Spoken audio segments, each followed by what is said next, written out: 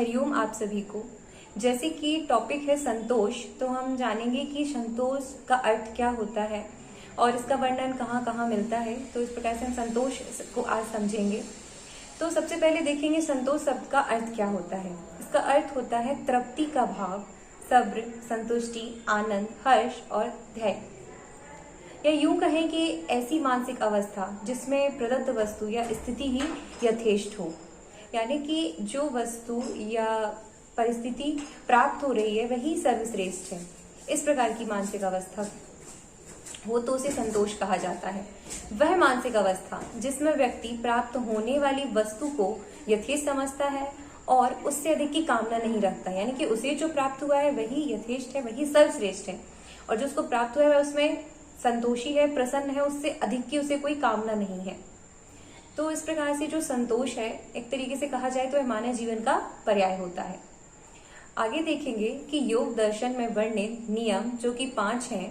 तो योग दर्शन के द्वितीय पाद साधन पाद के 32वां सूत्र जो है, शौच, संतोष, तपस्वाध्यायेश्वर प्रणिधानानि नियमः, अर्थात इसके संबंध में कहा गया है कि जो संतोष है वो सामर्थ्य अनुसार उचित प्रयत्न के पश्चात जो फल मिले अथवा जिस अवस्था में रहना हो उसमें प्रसन्न चित्त बने रहना और सब प्रकार की तृष्णा छोड़ देना, यही संतोष है। तो सामर्थ्य अनुसार यानी कि जितनी आपकी क्षमता है उतना अपनी क्षमता के अनुसार आप प्रयत्न करें और आपके प्रयत्न के बाद जो आपको परिणाम मिल रहे हैं उन परिणामों को आप जिस भी अवस्था में जो भी आपको प्राप्त हो रहा है उसमें आप प्रसन्न चित्त बने रहें और फिर किसी भी प्रकार की तृष्णा ना रखें कि ये नहीं मिला, वो नहीं मिला। तो यही संतोष है।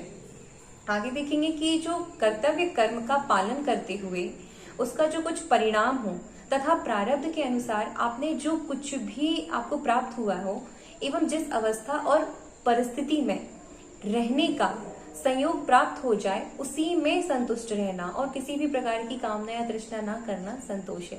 कर्तव्य कर्म क्या, यानी कि जो आपका कर्तव्य है, जो अनिवार्य है, जो आपको करना ही चाहिए, तो ऐसे कर्तव्य कर्मों का पालन करते हुए फिर आपको जो परिणाम प्राप्त हो रहे हैं और कुछ परिणाम जो प्रारब्ध के अनुसार हैं, तो आपको जो कुछ भी प्राप्त हो रहा है और जिस भी अवस्था में प्राप्त हो रहा है और आप जिस परिस्थिति में भी हैं तो उसमें रहने का जो आपको संयोग प्राप्त हो जाए उसी में आप संतुष्ट रहें।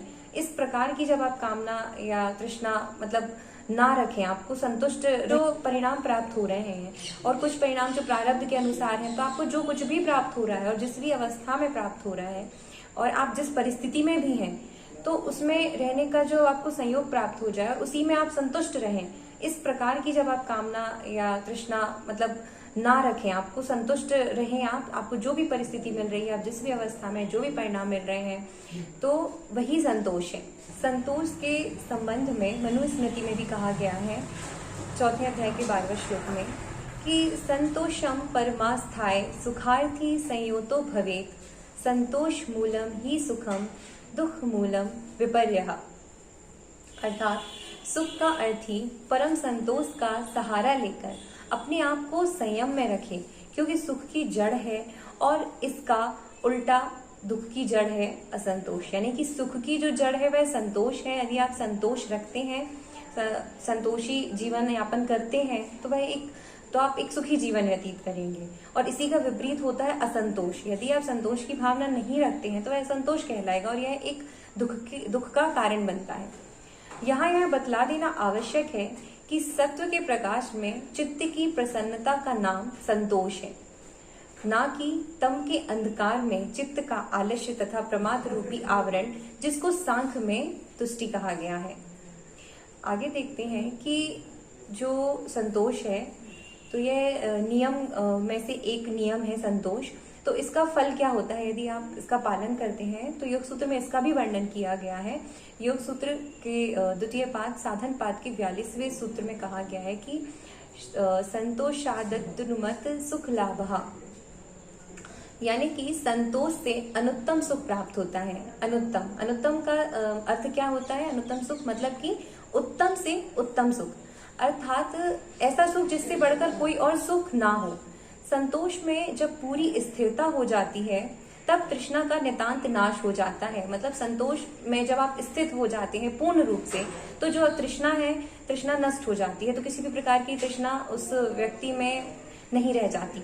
और तृष्णा रहित होने पर जो प्रसन्नता और सुख प्राप्त होता है, उसके एक अंश के समान भी बाह्य सुख नहीं हो सकता। मतलब बाहरी जो सुख है वो आपको लगेगा ही नहीं, वह महसूस नहीं, वह कुछ नहीं लगेगा इस तृष्णा रहित संतोषी सुख के आगे। तो संतोष से अर्थात चाह रहित होने पर जो अनंत सुख मिलता है, उसकी बराबरी दूसरा कोई सांसारिक सुख कर ही नहीं सकता। और यह जो संतोष है वही सर्वोत्तम सुख है, इससे बढ़कर कोई और सुख है ही नहीं।